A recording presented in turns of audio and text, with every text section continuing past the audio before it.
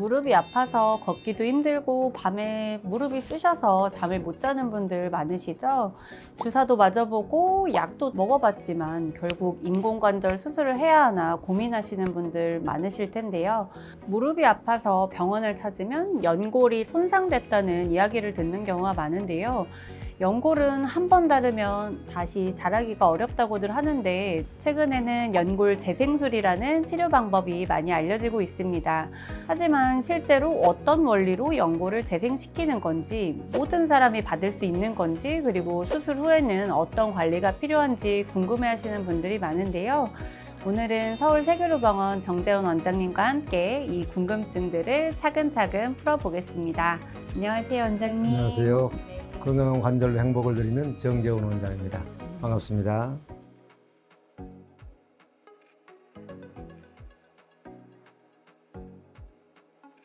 원장님, 연골 재생술이라고 하면 도대체 무릎 안에서 어떻게 재생시킨다는 건가요? 관절 연골이 한번 손상되면 재생이 좀 안 된다고들 하잖아요. 우선 환자분들이 그 혼동 많이 해요. 구조를 좀 알아야 되거든요. 무릎에서 보면은 퇴행성 관절염 때 문제가 되는 연골은 우리가 관절 연골이라고 부르는 거예요. 뼈를 덮고 있는 이 관절 연골, 이거를 재생해 준다는 거거든요. 근데 무릎에는 또 연골자 부층에 또 있어요. 반월상 연골이라고 이렇게 주황색으로 보이는 거 있죠. 위아래 뼈 사이에 들어있는 이거를 반월상 연골이라고 그래요. 이것도 그냥 생략해서 연골이 파열됐다, 뭐 연골이 찢어졌다 이렇게 말하거든요. 이것도 마찬가지로 그냥 연골이 뭐 닳아졌다 막 그래서 혼동을 해요. 그런데 재생을 해준다는 것은 이 관절 연골이 닳아졌을 때나 손상됐을 때 그걸 재생해 준다는 것입니다. 그래서 이것은 닳아졌다 뭐 이렇게 얘기하고 이건 찢어졌다 파열됐다, 요거는 없어지면 이제 이식술을 하죠. 그래서 관절 연골을 재생해 주는 것이다 이렇게 생각하면 되고, 관절 연골은 원래 이 혈액순환이 없어요. 이제 조직이 재생되려면 혈액순환이 피공급이 돼야 되는 건데 그거 없으니까 재생이 안 된다고 알려져 있었어요. 근데 90년대 초반부터 연골을 재생하는 기술이 발달을 해서 지금 한 20여 년, 한 30년 됐잖아요. 그래서 지금 많은 기술들이 발달이 돼서 가만 놔두면 재생은 안 되지만은 이제 수술적인 방법으로 재생시키는 방법들이 많이 있어서 오늘 그 재생술을 얘기하려고 하는 겁니다. 그러면 이렇게 모형으로 보여주셨는데 관절 연골이 그럼 정확히 뭔지 그림이나 사진으로도 한번 설명해 주실 수 있으실까요? 제가 모형으로 이제 설명을 해드렸고, 뼈 위에 이렇게 덮고 있는 물렁뼈다 이렇게 보시면 되는데, 직접 관절 속을 들여다본 모습을 보여드릴게요. 네. 이 사진이 바로 이제 관절 속을 들여다보는 기구, 관절경. 우리 위 들여다보는 기구가 위 내시경 그러잖아요. 관절경으로 들여다본 모습인데, 요거는 이제 활액막이라고 좀 염증이 생겨 있는 것이고, 여기 하얗게 보이는 거 있죠? 네. 이것이 바로 물렁뼈예요. 아까 그 뼈를 덮고 있는 물렁뼈. 이것이 관절 연골이고, 요거 좀 부서졌잖아요. 이제 관절 연골이 좀 부서진 거예요. 닳아지고 있는 거죠. 이거 좀 얇게 지금 닳아지고 있는 과정이고. 그리고 이 연골하고 이 사이에 좀 확대된 부분이 이 부분이에요. 이 관절 연골, 여기 밑에도 관절 연골, 그 사이 이것이 반월상 연골이에요. 그래서 아까 말씀드린 관절 연골은 이런 부분을 재생을 시켜주는 수술을 한다, 그런 얘기예요.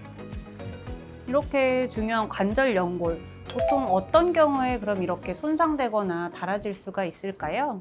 이 두 가지인데요. 하나는 외상, 어떤 관절 연골에 충격이 가서 손상이 되거나 닳아지는 거 하나 있을 것 같고, 둘째로는 그냥 노화되면서 오랫동안 몇 년을 수십 년을 쓰잖아요. 그래서 닳아지는 건데, 후대에 말한 노화에 의한 거, 이것이 바로 이제 우리가 말하는 퇴행성 관절염. 예, 그런 이제 특별한 원인을 뭐라고 지금 밝혀져 있지는 않은데, 과도하게 쓰는 거랄지, 어떤 충격이 많이 주는 것, 뭐 비만이 있다랄지, 또 오다리가 있어가지고 체중이 거의 집중이 되는 그런 체형이랄지, 이런 것들이 이제 퇴행성 관절염의 원인이 된다고 말하는데, 그것들이 반드시 원인이라고 말할 정도는 아니에요. 그런 것이 있는 사람들은 조금 더 잘생긴다 이런 걸 생각할 수 있는 것이지, 아주 뼈뼈한 사람도 생기고 아주 비만한 사람도 생기고요, 키 큰 사람도 생기고 작은 사람도 생기고, 이게 종잡을 수가 없어요. 그리고 또 하나는 이제 외상에 의한 것은 관절 연골에 직접적인 충격이 가해지면 손상이 될 거 아니에요. 그러니까 뭐 스포츠 활동을 하다가 넘어지면서 연골을 이렇게 충격을 받았다 그래서 연골이 부서진다, 이런 경우다. 인대가 떨어지면서 같이 또 연골이 다쳤다. 인대가 떨어진 것을 조금 느슨한 채로 계속 운동을 한다 그러면 이제 손상이 많이 갈 거 아니에요. 그런 거. 그다음에 반월상 연골이 찢어진 것을 오랫동안 방치했다, 이런 경우. 그래서 외상에 의한 것, 아니면 노화에 의해서 시간이 가면서 생기는 것, 이렇게 생각할 수 있을 것 같아요. 아까 완전하진 않다고 하셨는데 그래도 아까 말씀하신 것들 부분적으로 조심하면 좀 예방이 가능한 건지 그럼 예방하려면 어떻게 좀 해야 할까요? 연골이 닳아지는 것은 어떻든 무릎을 불편하게 하니까 충격을 주고 막 손상을 주니까 그러잖아요. 그래서 어떻든 활동을 하면서 무릎을 편하게 해줘야 된다. 스포츠 활동을 해도 예를 들어서 축구가 뭐 이렇게 등산 같은 좀 충격을 많이 주는 이런 거 급격한 이제 포지션 체인지가 막 일어나는 과격한 운동보다는 조금 그런 과격하지 않은 스포츠 활동을 했으면 좋겠고 그다음에 많이 걷는 것보다는 좀 덜 걷는 게 좋겠고 그다음에 비만이 있는 사람이 많이 걷는 것보다는 좀 가벼운 사람이 걷는 게 훨씬 낫겠죠. 이런 정도를 하면은 좀 도움은 되겠다라고 생각을 하는데 그것이 그렇다고 해서 그러면 절대적으로 막을 수 있느냐 이렇게 말할 수 있는 건 아니에요. 그렇지만은 원인이 확실치 않은 상황에서 우리가 알고 있는 그런 것을 좀 조심할 필요는 있겠죠. 예를 들어서 아주 비만이 있고 오다리가 있고 또 부모님의 관절염이 있었고 그러면 가능성이 높아지거든요. 그러면 더 조심해 줘야 되지 않겠어요? 그런 식의 방법도 있을 수 있겠죠. 그러면 이제 연골 재생술에 대해서 한번 다시 여쭤볼 건데요. 연골을 줄기세포로 재생한다는 얘기가 있는데 이건 어떤 방법들이 있나요? 일반 환자분들은 되게 연골 재생술하면 줄기세포 이렇게 생각을 하거든요. 그게 많이 알려져 있으니까 그렇지만은 연골 재생술은 여러 가지 방법이 있어요. 제가 사진을 보면서 설명을 해드릴게요. 지금 제가 말씀드리는 방법 외에도 다양한 방법들 여러 가지 이름으로 많이 있습니다. 그래서 이제 우리 현장에서 많이 쓰이는 방법 위주로 몇 가지 말씀드릴게요. 술 환자인데 왼쪽에 보면 관절 간격이 좁아져 있잖아요. 간격이 좁아져 있다는 것은 아까 말한 관절 연골이 얇아져 있다 그 말이에요. 즉 닳아져 있을 것이다 라는 것이죠. 관절 속을 직접 들여다보는 관절경을 하면서 보니까 이렇게 연골이 아까 매끈한 거 보셨잖아요. 이게 이렇게 다 파지고 닳아졌어요. 분화구처럼 파졌잖아요. 이걸 조금 더 가까이 보니까 이렇게 여기는 그래도 건강한데 파져 있어요. 그래서 이런 것은 이제 연골로서 구실을 못하기 때문에 연골 재생술을 해주는 거예요. 그중에 하나의 방법이 조금 닳아진 것을 다 연골 재생술을 하는 게 아니에요. 1, 2단계를 재생술하는 게 아니고 3, 4단계 되는 것을 재생술 해줘요. 깊게 손상이 된 것을 해주는 거예요. 그래서 이런 것 이렇게 조금 닳아진 것은 했는데 연골이 안 생겨나면 손해나잖아요. 그래서 이런 데는 놔두고 이런데 경계를 다 긁어내요. 기능을 잃은 것은 긁어내주는 거예요. 그럼 이렇게 되는 거죠. 긁어낸 이렇게 되고 이 속에다가 구멍을 뚫어줘요. 이렇게요. 한 5mm 정도 이렇게 들어가게 구멍을 뚫어주면은 이 속에서 여기 기름기가 이렇게 맺혀 있거든요. 볼 수 있는 기름기인데 수술이 끝나고 나면 여기에서 줄기세포가 섞여 있는 피가 나와요. 골수에서 피가 나오는 거죠. 골수에서 나온 피 속에는 줄기세포가 섞여 있어요. 그래서 그 세포들이 여기에 이렇게 꽉 핏덩어리가 형성이 됩니다. 그 핏덩어리들이 또 그 속에 있는 줄기세포가 작용을 해서 연골을 만들어내는 거예요. 이것이 이제 미세 천공술이라고 가장 간단하면서도 많이 쓰이는 이런 방법들이 있고요. 이렇게 그냥 두는 것도 있고요. 그 위에다가 배양된 줄기세포를 얹어주는 게 있어요. 그게 줄기세포 이식술이에요. 미세 천공술을 한 위에다가 줄기세포를 이렇게 덮어준 겁니다. 그럼 이렇게 되면 아무래도 더 양질의, 더 좋은 성질의 이제 연골이 재생이 되죠. 그러니까 아까 이렇게 됐을 때는 섬유성 연골이 좀 포션이 많다. 섬유성 연골이 좀 약하죠. 여기는 이제 초자 연골이라고 그러는데 원래 연골이 초자 연골로 되어 있거든요. 좀 더 질이 좋은 연골로 될 가능성이 많아요. 줄기세포를 이용한 재생술을 하면은 이제 초자 연골 성분이 더 많아져서 더 건강한 연골로 재생될 가능성이 많은 거죠. 이렇게도 하고 이 환자 같은 경우는 이게 뭐처럼 보입니까? 연골처럼 보이죠. 동글동글하게 연골을 파온 거예요. 되게 안쪽에 관절염이 많으니까 바깥쪽에서 파와요. 파와서 이렇게 구멍에다 이렇게 넣어주는 거죠. 이게 완전 정상적인 연골을 여기다 넣어주는 거예요. 이게 이식술이 골연골 이식술이라고 해요. 이 방법을 단독으로 하기도 하고 중간에 또 이렇게 미세 천공술처럼 구멍 뚫어놨잖아요. 이렇게 하기도 하게 조합해서 이렇게 씁니다. 그래서 이렇게 건강한 골연골을 원통형처럼 파가지고 이식해 주는 거예요. 이 골연골 이식술 두 가지 방법, 이것도 많이 쓰는 방법이고 셋째로 이제 아까 말한 그 줄기세포를 이용해서 그 덮어주는 방법인데 겸해서 동시에 여기 하기도 하고 따로 하기도 하고 그래요. 이 환자도 이거 하고 나서 또 줄기세포를 이용해서 덮어주는 수술을 했어요. 이거 이제 줄기세포를 이렇게 덮어주는 수술이에요. 이것이 이제 1년 후에 아까 그 환자 1년 후에 본 것이 이렇게 완전히 덮여 있는 거예요. 이 환자 수술 엄청 좋아졌죠. 얘가 지금 사실은 뼈가 다 노출된 거예요. 연골이 다 없어져 긁어낸 거예요. 다 돼가지고 관절 속에 볼 때는 이렇게 돼 있던 거예요. 관절경 할 때 이렇게 돼 있던 것을 이렇게 수술해서 덮어주니까 마지막에 이렇게 돼 있던 거예요. 그래서 이런 것들이 이제 미세 천공술, 골연골 이식술, 줄기세포 재생술 이 세 가지가 주로 많이 이용되고 아까도 말씀드렸지만 구체적으로 작은 이름들로 변형들이 많이 있어요. 줄기세포 이식술은 어디에서 추출한 줄기세포인 거죠? 줄기세포는 주로 아까 했던 것은 제대혈, 탯줄 그게 나온 거 하나 있었고 또 이제 늑골, 연골 여기서 한 것도 있고 뭐 지방세포에서 분리된 것도 있고 여러 곳에서 채취한 줄기세포를 만들어 사용하고 있습니다. 그러면 환자 입장에서는 당연히 가장 좋은 방법으로 하고 싶을 텐데 말씀해주신 세 가지 방법 중에 어떤 방법이 제일 좋은 건가요? 그리고 환자분들이 알고 있는 것은 아까 말씀드린 것처럼 줄기세포를 이용한 재생술이 가장 선호하고 많이 알려져 있는데 그게 아까 말한 초자연골 성분이 좀 많다라고 연구가 돼 있어요. 그래서 이제 전부 다 잘 됐을 때 똑같이 재생이 잘 됐을 때는 초자연골이 많은 게 원래 관절연골 성분에 비슷하니까 제일 좋겠죠. 그런데 이제 초자연골이 이렇게 많지 않더라도 상당 부분 기능을 하기 때문에 이제 일반 줄기세포를 이용하게 되면 또 비용이 꽤 많이 올라가게 되거든요. 그래서 아까 그 정상적인 연골을 이렇게 파서 옮겨준다 그랬잖아요. 그것은 그야말로 정상 연골이에요. 그 정상 연골로 다 옮겨줄 수만 있다면은 이제 그게 제일 좋을 수도 있겠죠. 정상 연골이니까. 그런데 그거는 파서 옮겨줄 수 있는 범위에 한계가 있어요. 이게 넓은 부분은 못하죠. 그래서 그 성질은 좋은데 그래서 나이랄지 그다음에 크기랄지 여러 가지 또 여러 환경을 고려해가지고 그 환자에 맞는 방법들을 선택해서 해야 됩니다. 네. 그러면 이러한 수술 후에 재활은 보통 어떻게 진행되나요? 아까 말씀드린 미세 천공술도 골수에서 피가 나와서 핏덩어리를 형성해가지고 그것이 연골로 변해간다고 했잖아요. 이게 핏덩어리일 때는 이제 말랑말랑할 거 아니에요. 그리고 줄기세포를 이용한 경우에도 마찬가지예요. 또 말랑말랑해요. 그래서 그런 경우에는 약 6주 정도 그리고 연골을 이렇게 덮어놓으면 그냥 가만 놔두면 연골로 변해가는 게 아니고 기계 운동을 많이 해줘야 된다고 해요. 관절을 구부렸다 폈다를 계속 해줘야 해서 제가 권장하기는 하루에 6시간 정도 기계 운동을 계속 해가 CPM이라는 기계를 이용해서 기계 운동하고 그 다음에 그걸 6주간 하루에 6시간씩 6주간을 하도록 해요. 6시간을 해야만 되는 것은 아니고 권장하는 거죠. 가능하면 오랫동안 해라. 그 6주 동안에는 발을 땅에 딛지 않도록 해요. 약간 말랑말랑하다고 그랬잖아요. 뜯어버리면 그게 이제 파손되고 밖으로 밀려나갈 수 있지 않겠어요. 그래서 발을 딛지 않게 하고 6주 한 다음에는 그 다음에 발을 조금씩 딛기 시작해요. 그래서 대개 그런 식으로 연골 재생술했을 때는 12주 동안 목발을 짚게 합니다. 6주 지나고 나면 발 좀 딛게 하고 또 6주간 더 하고 12주 끝내는 거죠. 그리고 이제 아까 연골을 파서 옮기는 거 있죠. 네. 그런 딱딱한 연골을 옮겨준 거예요. 그거는 훨씬 더 자유롭게 할 수 있어요. 목발 쥐고 다니기는 하는데 한 6주 정도 딛고 다니기는 하는데 그냥 발도 좀 딛도록 하고 훨씬 빠르죠.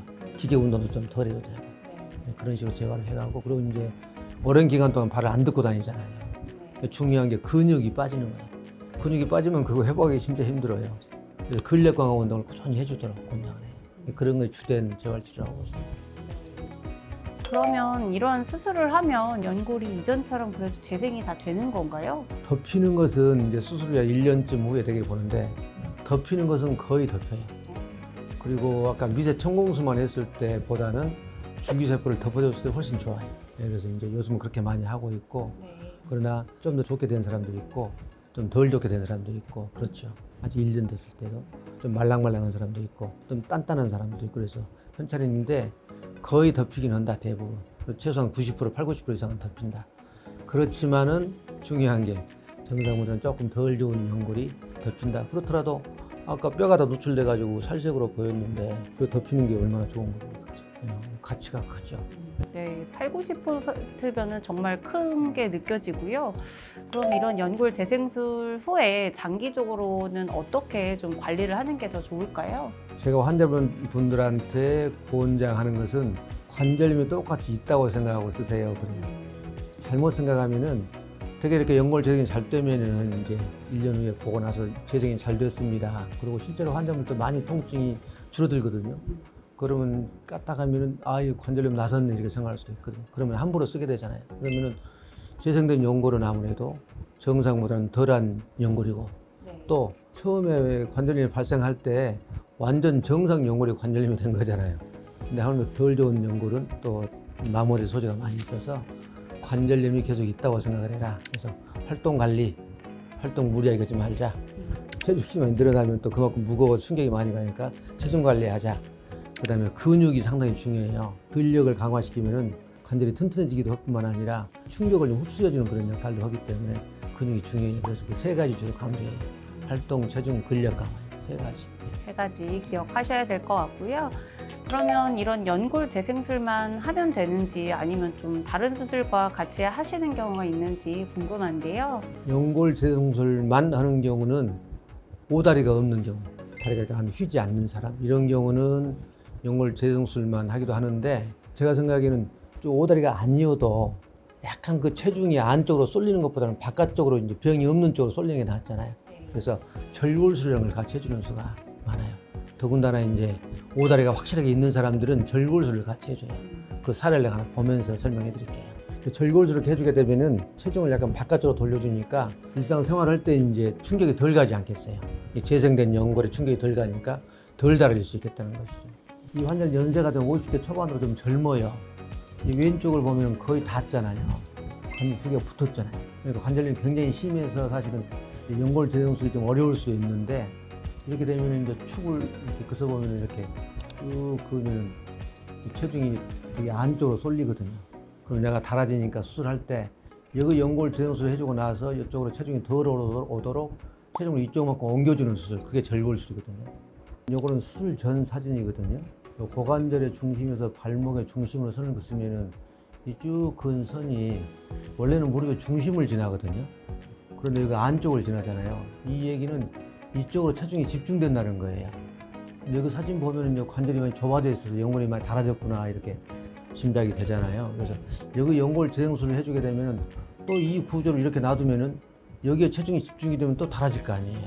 그래서 이런 경우에는 근위경골 절골술이라 그래가지고 이 축이 이쪽만큼 오게 만들어주는 수술을 해준 거예요. 그래서 이 사진을 보면 그 수술을 한 건데 여기에 이제 금을 이렇게 쭉 내가지고 여기를 벌려준 다음에 쇠를 내서 고정을 시켜주고 뼈를 이식을 해주게 되면은 다리 모양이 보면은 이 선이 이쪽에 있다가 약간 바깥쪽으로 이렇게 왔잖아요. 그러면 걸어다닐 때 체중이 이쪽으로 안 가고 이쪽으로 많이 와요. 그래서 이렇게 오다리가 있는 사람의 연골 재생술을 할 때는 향후에 장기적으로 효과를 보기 위해서 절골술을 해서 체중에 바깥쪽으로 약간 더 치우치도록 이렇게 만들어주는 수술을 많이 하는데 이제 대부분의 환자에서 이 절골술을 하게 돼요. 왜 그러냐면은 대부분 퇴행성 관절염이 심해서 이렇게 연골 재생술이 필요할 정도 사람들은 대부분 오다리가 있어요. 그래서 대부분 함께 하는 수가 많습니다. 그러면 나이가 많으신 고령자분들은 흔히 좀 재생 능력이 떨어진다고 하던데 아까 말씀하신 뭐 연골 재생술 이런 수술이 가능한가요? 가능하죠. 수술은 가능한데 말씀하신 것처럼 재생 능력이 떨어지니까 좀 더 신중하게 판단을 해야 되겠고 일반적으로 한 여성으로 보면은 대개 한 65, 남성으로 보면 한 70 근방까지는 절골술이랑 연골 재생술도 권장을 해요. 하기는 그렇지만은 약간 조금 재생 능력이나 이런 게 좀 떨어질 수 있다. 그렇지만은 아까 제 설명을 잘 들어보면 알겠지만은 재생을 해주고 좀 덜 생겼더라도 절골술을 같이 해주잖아요. 그럼 체중이 고려 안 가니까 그냥 건강하게 살 수가 있는 거예요. 그렇지만 또 연세 드신 분들한테서는 이제 관절염의 정도를 보아서 좀 그냥 이렇게 견디고 쓰시다가 인공관절 쪽으로 가는 게 훨씬 더 좋은 방법일 수 있는 문제가 있어서 그런 분들을 잘 고려해서 그 환자분의 상황, 향후에 내가 좀 활동적으로 살고 싶으냐 아니면 그냥 나는 운동이나 이런 거 싫어하고 걷기 싫어하니까 그냥 내가 조심하면 된다. 그러니까 좀 아프더라도 좀 아껴 쓰면 된다. 그러면 버티다가 나중에 인공관절 하는 것이 방법일 수 있고 그렇죠. 그런 것들이 다 고려돼서 개인화, 맞춤형의 어떤 전략이 필요합니다. 맞춤형 전략 중요할 것 같고요. 그러면 마지막으로 이제 퇴행성 관절염 환자분들께 원장님이 한 말씀 부탁드립니다. 무엇보다도 병은 제가 쭉 의사생활 해보니까 미리서 안 오게 막는 게 제일 중요해요. 그래서 젊었을 때 스포츠 활동 너무 과하게 하거나 하게 되면 다치지 않도록 좀 조심하고 그 다음에 이제 뭐 조심도 많이 하고 다치지도 않았는데 오는 관절염도 있다 그랬잖아요. 그런 경우에는 조금 장기간 무릎이 붓거나 무릎이 계속 탈이 있는 것 같으면 빨리 진단을 해야 돼요. 빨리 진찰을 받아서 진단해가지고 혹시 퇴행성 관절염이 있다라고 하면은 아까 말한 그런 방법들을 동원하든지 뭐 관리를 더 철저하게 하든지 해서 미리서 대비하는 게 제일 중요한 것 같아요. 그래서 뭐 호미로 막을 걸 가래로 막는다 그런 말 있잖아요. 일을 키워가지고 이제 일을 복잡하게 만드는 수가 있죠. 그래서 조심하고 혹시 안 좋을 때는 일찍 진단해서 일찍 대비하자 이런 말씀을 꼭 드리고 싶습니다. 네. 오늘은 무릎 연골 재생술에 대해서 정재훈 원장님과 함께 알아봤는데요.